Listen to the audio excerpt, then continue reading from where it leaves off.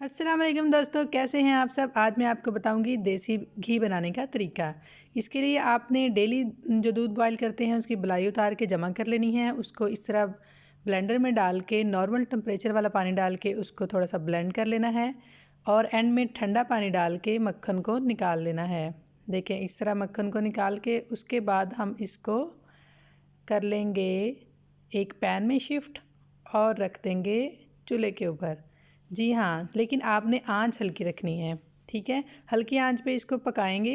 पकाने के बाद 1-2 घंटे हल्की आंच पे पकाने के बाद इसकी सारी नमी जो है वो खुश्क हो जाएगी और बाकी क्या बचेगा, देसी घी। जी हाँ, इसके अंदर 2 चम्मच गंदम का आटा डाल लेंगे ताकि इसकी नमी सारी ख़त्म हो जाए। इसको पकाएंगे और ये देखें, ज़बरदस्त घी है तैयार।